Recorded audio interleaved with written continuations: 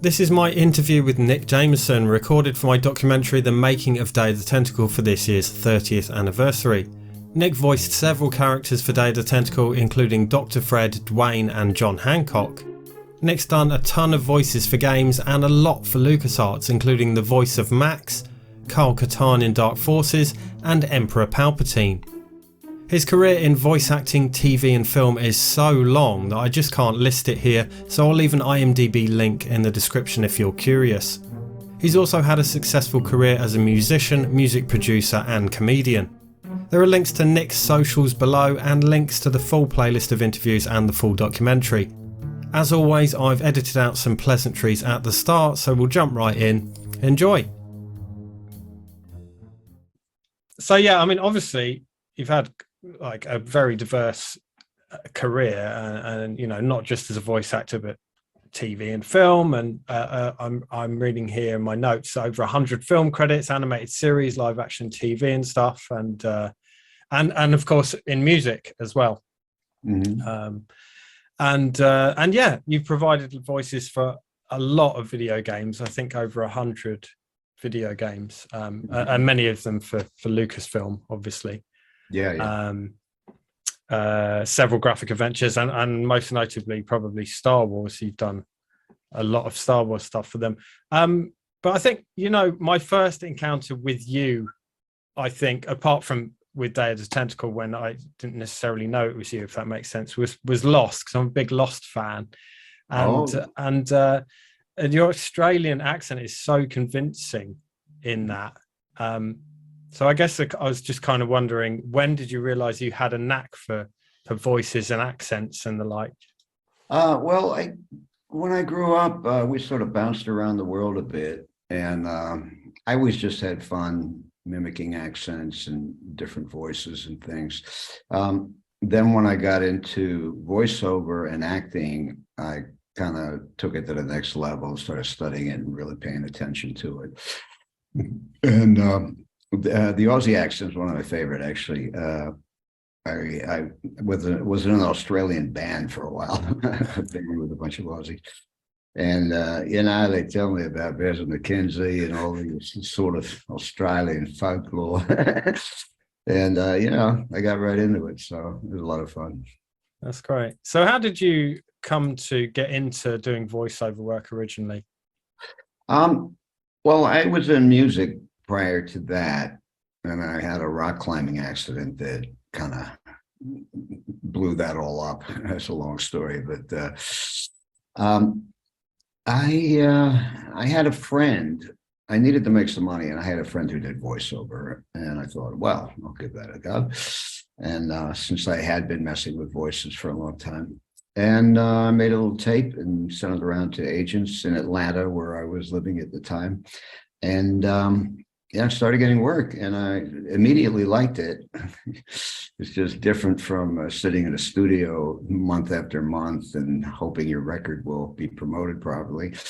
You know, you just go in, you make some noises, you have some fun, and you get paid. You know, and it's also more socially interactive than, you know, working in a studio is all the time, you know, making either my records or other people's records. So yeah, it was more fun, and it was a nice change. So I think your first game for LucasArts was Indiana Jones: Fate of Atlantis. Yes, it was. Yes, which was you played the main bad guy, Hans Uberman. Hans Uberman, yeah. So how did you actually come to start doing voiceovers for LucasArts games? I believe it was that one was advertised in the back of Hollywood Reporter, and a friend of mine, whose name I don't recall at the moment, she's a very good improviser. We did improv together. She said, you know, you should check this thing out. There's an ad at the back of the Hollywood Reporter for something they call talkies. They didn't even call them video games or interactive games. Either were early games with voices on them. They called them talkies.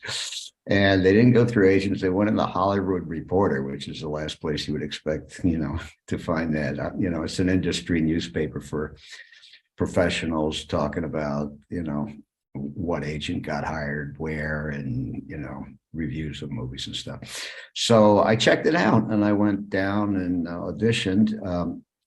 I believe it was Tamlin Barra, and maybe Chris Brown was involved at the time. And it was an interesting audition. She would take notes in Italian. She spoke Italian. Her husband was Italian. And, I guess she does that so the client, the talent can't see what she's writing. I said later she told me that was why she did it. But we got on very well. And then I came back and did that. And then I think we did Sam and Max Hit the Road right after that. Maybe was the next one. But yeah, we did do a lot of LucasArts stuff. Tons of it. Because you actually voiced Max in Sam and Max, didn't you? Yeah. Yeah, I think that from what I read, that just the way that she did things was approaching it more how they would for voiceovers in TV or whatever and film, rather than how they were doing it for games at the time, which was less, let's say, less professional. And I think the result in the LucasArts voiceovers produced, much better, a much better quality of voice acting, I think. Yeah, she was a very good director. I'm sure she still is, and it was really good. She gave good direction. She understood what was going on. She'd done a lot of research, and she knew what the writers wanted. And yeah, it was a real pleasure working with her. I think she did get very good results. So, was there like a reading or audition, or was it tapes you'd send in, or how did that work? No, in those days, in the good old days, you'd go in usually on a lot of projects, most projects, really, you'd go in, and sometime you would read first at your agents, and then they would, listen to a bunch of people and decided who they wanted to bring in.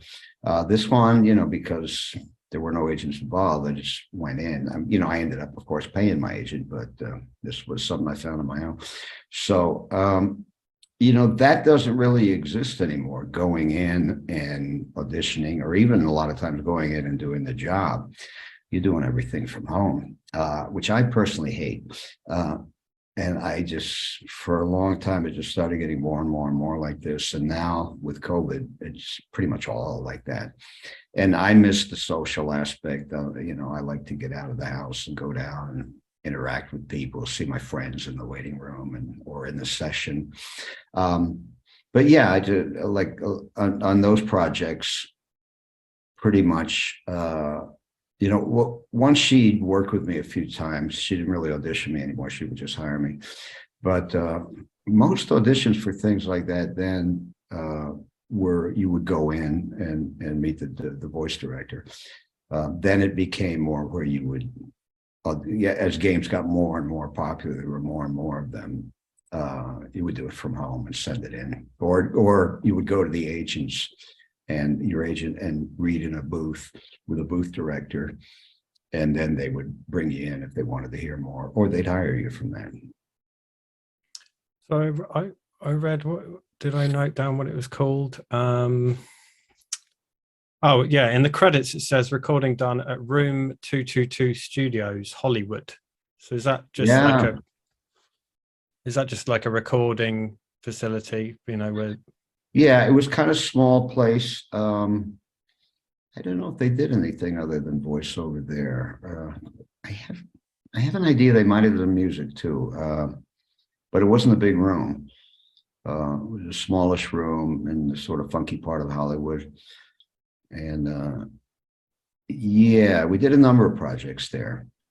It wasn't one of the big studios, the sort of name studios that later became, or even at the time were like sort of voiceover standards. So was Tamlin providing you sort of context for the lines and what was happening in the scenes and what have you? Oh yeah, always. Yeah. Most directors do for that. Well, they all do, really. I mean, you have to, because the scripts don't tell you much.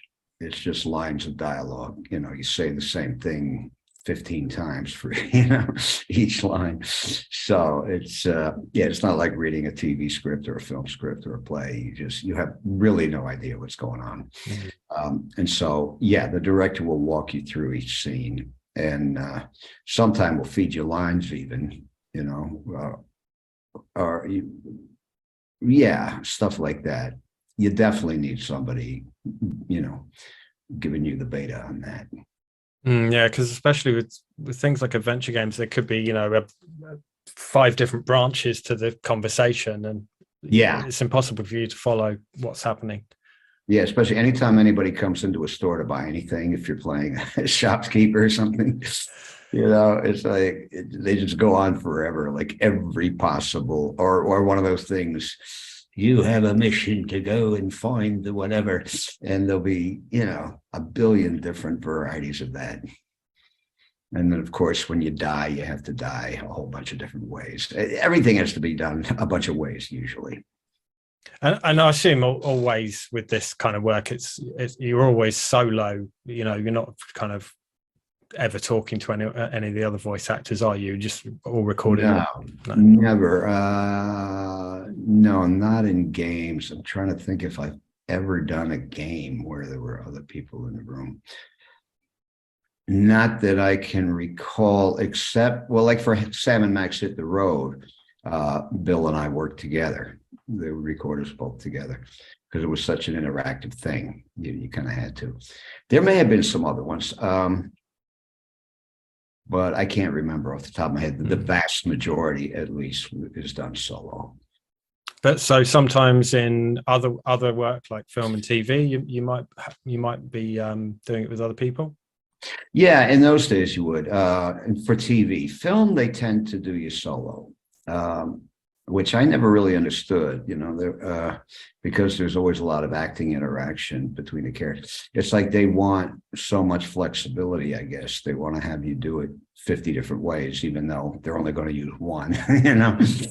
Rather than do a scene with the actors interacting with each other. Like when I did primetime animation, like The Critic or Mission Hill, things like that, we would have the whole cast in the room, and we do entire scenes interacting with each other. We do the scene 3 or 4 times, and that'd be it. And if they needed something else, we'd pick it up in post, after the animation came back.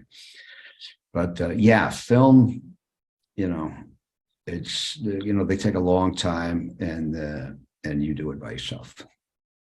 But whereas TV, now again, it's different. A lot of even shows that used to be very interactive, everybody's doing it from home, but most cartoon shows I did at that time, whether it was Clifford the Big Red Dog or Batman or anything, and Clone Wars, everybody be in the room. And I love that. That's the way I like to work as an actor. You're bouncing off other people. That's really 80% of what you're doing. So not having that, it kind of drives me nuts, in a way. That's exaggerating it, but it takes a lot of the fun out of it, and it takes a lot of the organic quality out of it that I think helps the production. It's definitely my preference, and I don't think it's happening as much anymore. I'm sure it's not, actually. That's a shame. Do you remember how long it kind of took to do? Because I think you did 5-6 characters, and there's about 4,500 lines of dialogue for the whole thing. But obviously, just for your part, do you remember roughly kind of how long it would have been?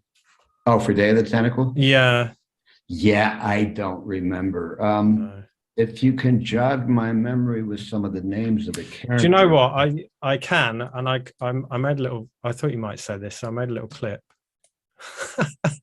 Oh, cool. Let me just see if I can share my screen. Now Purple Tentacle is free to use his evil mutant powers to take over the world and enslave all humanity. Well, I'm the only genius around, and you look dumb enough. What? You're nuts. There hasn't been a Fred in the Edison family for 200 years. Gimme. Hey, thanks, pal. Keep the crowbar. I don't get any respect around here. Why, I bet if George I spent the winter in Valley Forge, Washington was cold, we'd get some heat in here. It's useless. No one will ever be interested in my design, so I'm ending my novelty inventing career right here in this tacky motel. How appropriate. It's all coming back. Yeah, so the first three are kind of like variations through time with the same character, and then Yeah. Yeah, I don't know if that helps remember kind of how long it took, but yeah, that's the Yeah, no, I wouldn't remember how long it took, but you know, those games didn't take a whole long time, those adventure games. They're, yeah, I don't think it would have taken more than 4 or 5 days. You know, I could be totally wrong though. It's interesting listening to that though. I'm hearing a lot of goon show in there. One character sounds like Henry Kran. The other sort of a blood knock type of thing. I can see little influences hearing sneaking in there that I probably was thinking of when I was doing them. So I mean, how do you choose the voice for a character, and like how much of that is your decision, how much of it is kind of them showing you? Do they show you drawings of the character, or this, that, and the other? Well, the voice is basically my decision, but I'll base it off the drawings, off the character description, you know, what he does, what his psychology is. And again, because of the nature of these scripts, you know, the director will say, okay, he's a mad scientist with suicidal tendencies or whatever. And all of that will inform me, and then I'll just sort of find something that I think fits that. Or, you know, it's an interesting process. It really is. It's a lot of fun, especially when you're doing a bunch of them sort of bouncing back within the same show. You know, it's a nice exercise. I bet. So Star Wars. So just, I know we're mainly talking about Day of the Tentacle, but just touching on Star Wars. So I think you've done over 20 Star Wars games, and a number of characters. Like I know you've done Moff Tarkin and this, that, and the other, and Kyle Katarn in Dark Forces, who's like the main character in Dark Forces. Oh yeah, yeah. Love that game. But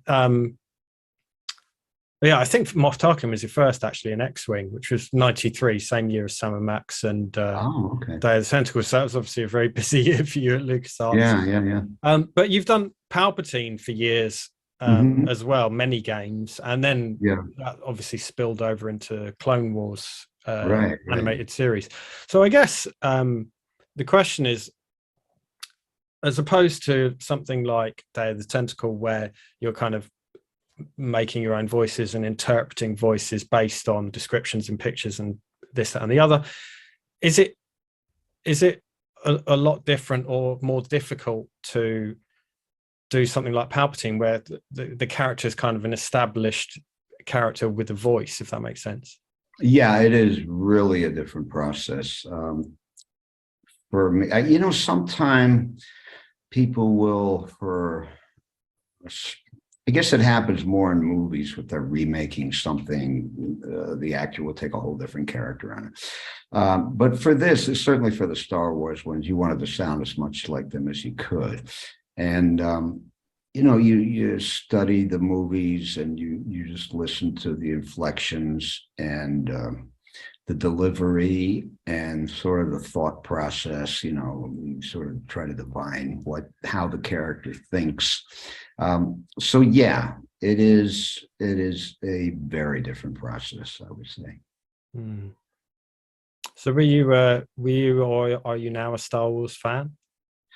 I've always been a Star Wars fan, you know, the early movies, you know, I'm not very original in saying that, but yeah, certainly the first 3 movies, big fan. Yeah.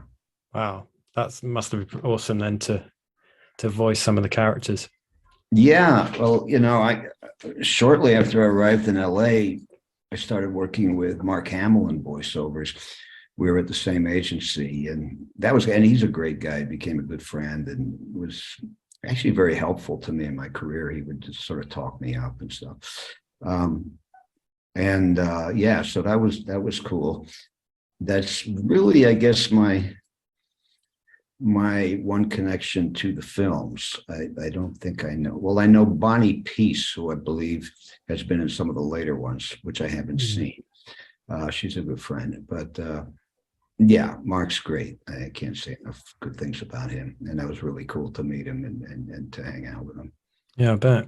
Because I know Danny Delk did some voices for Day of the Tentacle, and he was in. I think he was in one of the original Star Wars films. But yeah, I mean, there's a lot of crossover with the LucasArts games and film and everything, obviously. And yeah, I don't know if Mark ever did any games. Actually, I kind of doubt it. Well, he definitely did at least one called Wing Oh, Commander. I think he was in Wing Commander.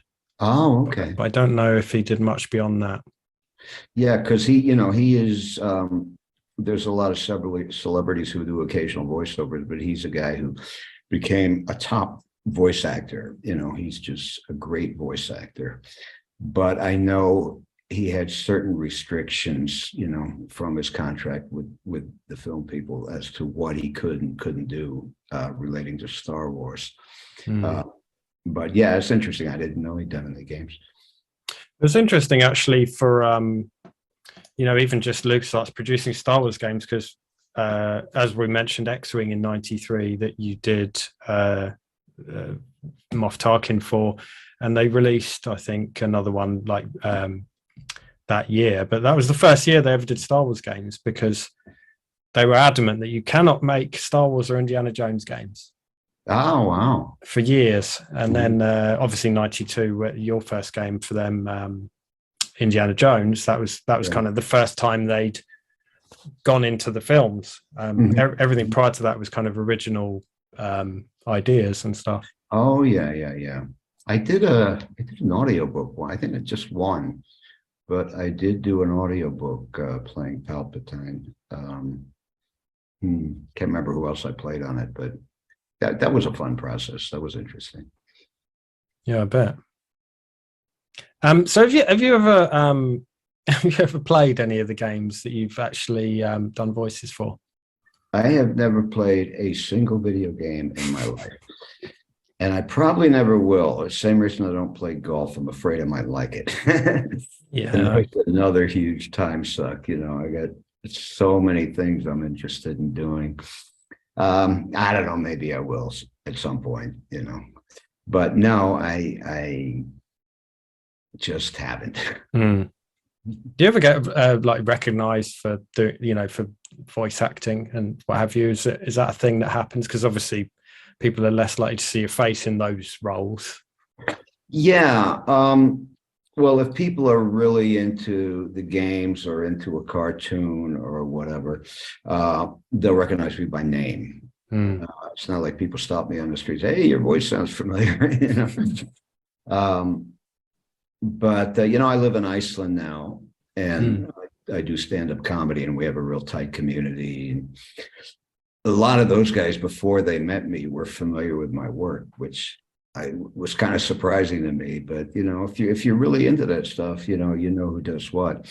And one of our comedians, especially Dan Zarin, big voiceover fan, and it's scary how much he knows about my work. And one of the other comedians, Bjarni Baldursson, when we very first time we met, we didn't know each other at all, and he just started talking about cartoons, and he said, one of my favorite lines in a cartoon is in The Critic, where Arnold Schwarzenegger is taking off fake muscles, and you see him in silhouette through the trailer, and he says, "No one must know." And I said, "Yeah, I did that." Blew his mind. That's crazy. Yeah, because he didn't really even know I did that. He was one of the guys who didn't know I did that. So Wow. and now we have this thing every time we see each other. No one must know. We had a million variations of that. We drive each other crazy with that. That's brilliant. So does it surprise you that stuff like Day of the Tentacle 30 years later is still talked about and still loved so much? Oh, which one? Day of Or Tentacle? like any of those old games, from that long Yeah. ago. Yeah, I find that there's lots of Sam and Max fans. And people really get obsessed about that game. And a lot of people got annoyed or angry when they went to Canada and hired 2 other actors, at one point. And I think Tim actually, we didn't do a whole thing, but I think we did kind of a little sizzle for bringing it back. But for some reason, it never happened. Somebody somewhere decided it wasn't going to happen. But yeah, and also, all of Tim's games, these kind of wacky adventure games, they do have a very loyal fan base. And, because, they're so much fun and they're so creative. Tim could write anything. He could write sitcoms. He could write movies. He's just a brilliant guy. Yeah, they're always doing something different as well, I find. Yeah, I think unless you think I've missed anything, I think that's all the information I need, and I really appreciate it. And do you want to tell us what you're up to now, or anything you want to plug, or I can put links where people can follow you and so on? I'm not as active on social media as I probably should be. I mostly use it to promote live performances, which I mostly do in Iceland, though I do go to the States. And when I'm there, I'll do stand-up shows and my solo show. I did about 6 months ago. I was there, and I did my solo show as one of my solo shows, as well as a bunch of stand-ups in clubs. Yeah, people want to follow me on Facebook. I do post quite regularly there about what I'm doing. Right now, I'm working on getting my improv comedy band to Edinburgh. It may happen, it may not. It's a matter of money at this point. But I have, you're maybe familiar with Gary Anthony Williams. He does a lot of voiceover as well as acting. He's really killing it in all fields. He and I and Fusby Morse, who's a great multi-instrumentalist and a very funny guy, we have an improv comedy band. The 3 of us will go on stage with like 18 instruments and just do every type of music and make up the lyrics. And we're really good at it, and there's nobody quite like us. So we want to take it to Edinburgh. It's just a matter of making the finances happen. So I'll probably know about that within the next week or 2. Other than that, I'm doing a lot of stand-up comedy. If anybody comes to Iceland, hit me up, check it out. And when I go to LA, I do comedy shows and I promote them. As far as voiceover, I think the last game I did was what was it? Psychonauts Part 2. I actually did that from Iceland. I worked a bit on the Paul McCartney movie. I'm not kind of sure what stage of production that's in. Let's see what else is going on. Yeah, I'm not doing as much voiceover as I used to, mostly because I live here in Iceland. And also because I kind of just phased out of it a bit, because I'm more interested in doing comedy and music and just sort of doing my own thing. But I do keep my hand in it. It's a lot of fun, and I'll always love doing it. Well, yeah, I'll post links to certainly your Facebook and what have you, and people can follow along. And yeah, and yeah, again, thank you so much for taking your precious time to talk to me. And when it's all done, I'll send you a link. It probably won't be till June when the 30th anniversary is. And I should have mentioned that I do post videos and stuff on Facebook too of live performances. And I'm going to be doing more of that. I just bought a very good camera, and I'm going to, rather than be a quote unquote content creator and just put out a bunch of, I hate that word, put out a bunch of short stuff on TikTok or something. I'm going to go the other way and just try to get everything professionally filmed and put out nice, full length, good looking, good sounding stuff. We'll see how it goes. Yes, sounds great. Yeah.